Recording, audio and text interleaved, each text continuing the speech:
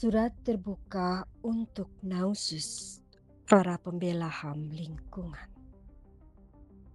Sangihe, Sulawesi Utara, 8 Maret 2025. Kepada para Nausus dimanapun, memperingati Hari Perempuan Internasional 8 Maret 2025, awalnya saya berniat menulis surat kepada pengurus negara.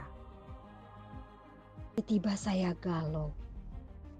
Apakah masih penting menyurati mereka?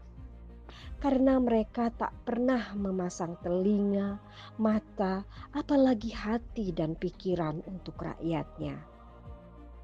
Padahal kita hanya meminta mereka untuk sekadar membiarkan kita mengurus sendiri ruang hidup kita. Tapi pongah mereka terus merangsek masuk, menjungkir balikan wilayah-wilayah adat, keramat, dan bersejarah, tumpuan masa depan kita dan anak cucu.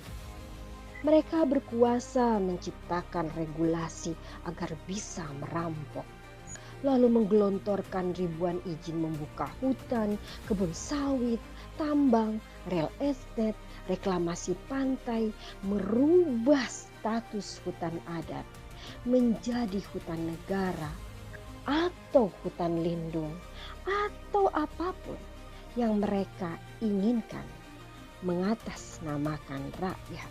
Mereka berhasil membongkar tembok kokoh lembaga agama yang agung, meretas iman organisasi terhormat itu agar ikut berkubang kotoran pertambangan, termasuk berjalan cepat-cepat, lalu menari-nari sebentar, kemudian berpidato berapi-api di podium, bicara efisiensi anggaran negara, makan gratis anak-anak sekolah yang dianggapnya fakir miskin, menghukum koruptor sesumbar, mengangkat ekonomi negara, tapi masih menggunakan sistem VOC yang diganti dengan nama Danantara. Jelas terbaca keserakahan tanpa batas itu. Untuk apa menyurati mereka? Di peringatan Hari Perempuan Internasional ini, saya merasa bahagia dan bersemangat menulis surat kepada para Nausus. Siapakah Nausus? Mereka adalah perempuan-perempuan tangguh, perkasa dimanapun yang sedang menjaga dan menyelamatkan kehidupan. Mereka merawat ibu bumi dengan telaten dan sabar. Sesungguhnya mereka adalah pahlawan kehidupan. Mereka adalah sahabat dan panutan. Saya ingin menyapa beberapa di antara mereka yang dalam 5 bulan terakhir saya merasa makin dekat. Yang pertama, saya ingin menyapa Mama Mardiana di Kalimantan Tengah. Apa kabar Mama? Saya menyaksikan pada hutan belantara Kalimantan jiwa ragamu diabdikan. Masuk keluar hutan siang dan malam di tengah cuaca ekstrim dengan berjalan kaki tanpa berhitung resiko menghadang. Di usia yang tak lagi muda, Mama terus berikhtiar menghalau perusak bumi yang ingin menancapkan sawit dan mengobrak-abrik tanah adat demi batu bara. Mendampingi komunitas adat yang membutuhkan pemimpin, tak hanya di hutan, tapi juga di sidang pengadilan kriminalisasi kawan-kawan seperjuangan. Mama Mardiana mengajarkan budaya leluhur dan keterampilan-keterampilan indah kepada perempuan muda membuat anyaman agar adat istiadat leluhur utuh mewarnai kehidupan Mama Mardiana bersama komunitasnya berhadapan dengan perusahaan yang bergandengan tangan dengan negara dan aparatnya mencaplok ruang hidup perempuan dan keluarganya. Ketika sakit dan obat-obatan tak bisa dapat karena jauh dan mahal, Mama Mardiana akan mengambil dedaunan pepohonan hutan lalu diramu menjadi obat yang menyembuhkan. Berikutnya, saya ingin mengingat sosok Mama Aleta Baun, perempuan Molo, Nusa Tenggara Timur. Bersama Mama Aleta, saya ibarat sedang berlatih menyelam gaya bebas. Mulai melatih menahan napas dari menit ke menit di dalam air dengan berbagai variasi kedalaman laut. Mulai dari permukaan sampai ke tingkat kedalaman tertentu. Berusaha mahir menyelam gaya bebas. Begitulah saya mengibaratkan belajar darinya. Cerita heroik Mama Aleta memperjuangkan batu, tanah, dan hutan sumber hidup di Molo telah menjadi legenda tak hanya di lokal tapi juga nasional dan internasional. Cerita-cerita kenakalannya sewaktu masih anak-anak bahkan sampai remaja terdengar lucu, menggambarkan sikap keras kepala dan ketegaran seorang perempuan Timor. Mama Aleta adalah simbol perlawanan adat terhadap pencaplokan wilayah keramat yang dijaga rakyat. Saya tak perlu menuliskan detail perlawanannya. Saya yakin banyak yang sudah tahu kisah perempuan adat yang perkasa ini. Pada pertemuan terakhir kami, tengah akhir tahun lalu di Bali, saat saling bercerita dan berefleksi tentang perjuangan dan rencana ke depan Save Sangihe Island, jujur saya merasa lelah dan ingin berbelok pada kesibukan lain. Tak mampu lagi melawan kuasa negara yang bengis dan tak menghormati rakyatnya. Saat itulah Mama Aleta menatap saya dengan garam. Saya tak paham kenapa. Ia hanya bergumam, "Jul, sebentar kita bicara." Tapi itu seperti perintah tegas. Saya mengiyakan. Kami berdua mencari tempat. Ia menatap saya. Tatapannya sudah melembut. "Jul, kenapa kamu melawan panggilan hidupmu? Kamu tidak bisa berhenti ataupun berbelok.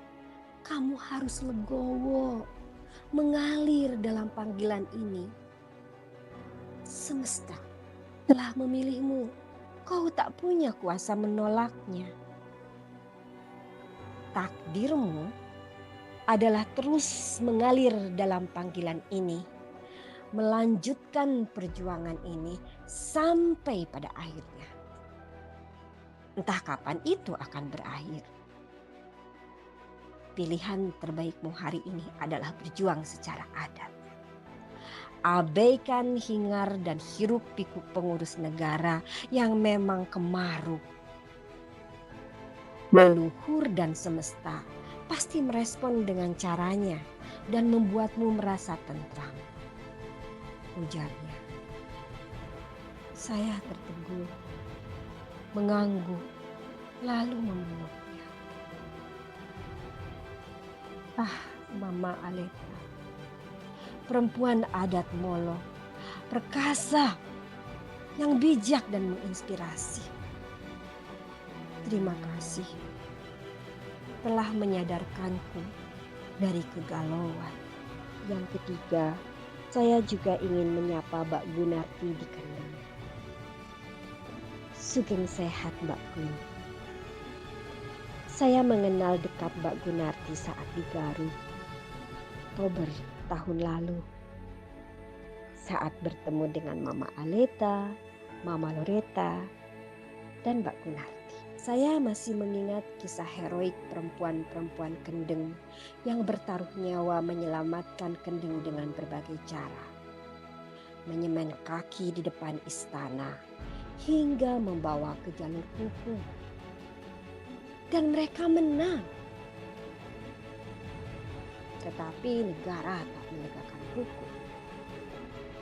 Bukti tak ada jaminan keadilan bagi rakyat. Tapi perjuangan harus berlanjut. Mbak Gunarti salah satu perempuan Kendeng yang tangguh dan memilih terus menjaga alam demi kelestarian keluarga dan seluruh warga Kendeng.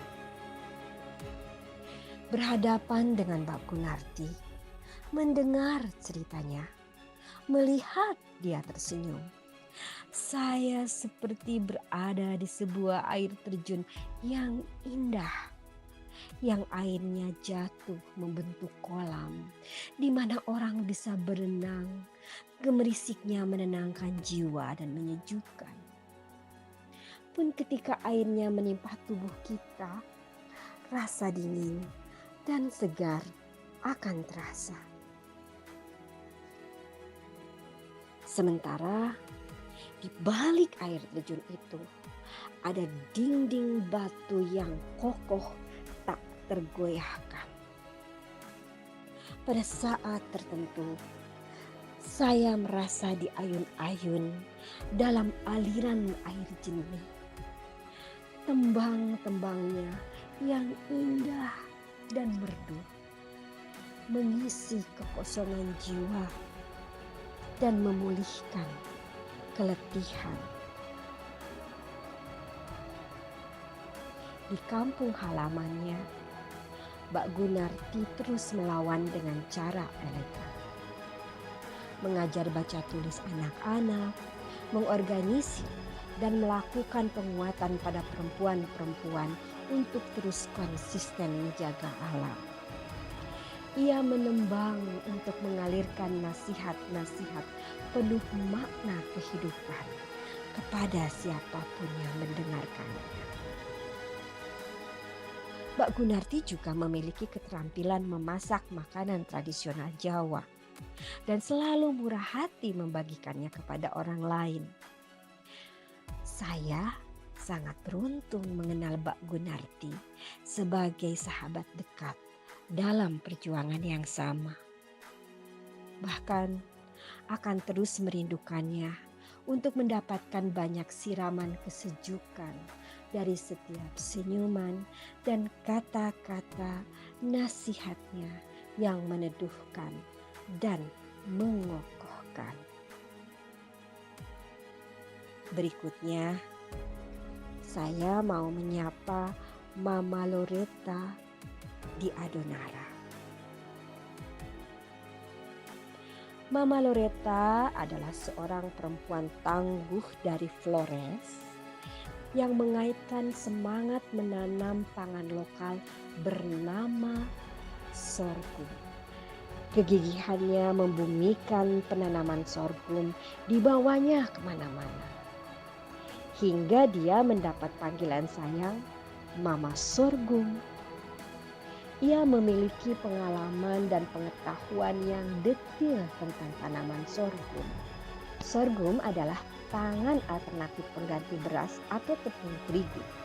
Sumber karbohidrat bebas gluten. Ia bisa bertumbuh di daerah tropis dan subtropik karena toleran terhadap kondisi kering dan tanah yang kurang subur. Cerita perjuangan membumikan sorghum Mama Loretta di Flores mulai menyebar ke seantero wilayah Nusa Tenggara Timur dan wilayah-wilayah lain di Indonesia. Mama Loretta juga diundang kemana-mana untuk membagikan pengalamannya. Bukan tanpa halangan dan tantangan. Mendorong masyarakat untuk menanam sorghum tidak mudah. Banyak yang apatis karena mereka memilih cara mudah dan sudah terbiasa membeli beras.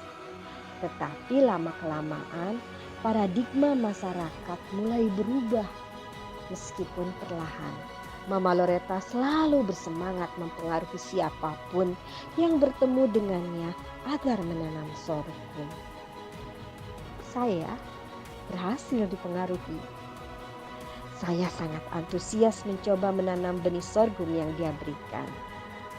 Kini sorghum yang saya tanam sudah panen dan akan dijadikan bibit untuk segera ditanam lebih banyak lagi demi keberlanjutan kehidupan dan pangan sehat. Salut buat semangat Mama Loretta yang menginspirasi banyak perempuan yang kini tengah gelisah menghadapi krisis iklim dan pemanasan global. Merayakan Hari Peringatan Perempuan Internasional, saya ingin mengungkapkan kekaguman pada jiwa dan semangat para nausus perempuan penjaga bumi yang tanpa kenal lelah dan tak pernah surut langkah dan berani. Semesta telah menggariskan hidup para nausus sebagai penjamin keselamatan dan keberlanjutan kehidupan. Perjuangan ini tanpa batas ruang dan waktu. Tentu saja, sebagai manusia, para nausus mengalami pasang surut karena persoalan internal yang rumit. Kadang membutuhkan healing, namun sering diabaikan. Akan tetapi, panggilan semesta dan leluhur untuk menjaga kehidupan selalu melampaui apapun. Tak bisa dihindari dan akan terus memanggil. Melalui tulisan ini, saya ingin menyapa mereka, para nausus lainnya di seluruh Indonesia. Selamat merayakan Hari Perempuan Internasional. Semoga keterhubungan kita menjadi kekuatan, mengokohkan semangat dan komitmen untuk menularkan dan melanggengkan pengalaman kita kepada nausus muda yang juga telah dipilih semesta. Demi keberlanjutan kehidupan, kerja kita tak akan pernah selesai. Menutup surat ini, saya mengutip ungkapan Richard Barthes dalam bukunya berjudul Hero. Inilah ujian untuk menemukan apakah misimu di bumi sudah selesai. Jika kau masih hidup, misimu belum selesai. Salam sayang, Jul Takaliwa.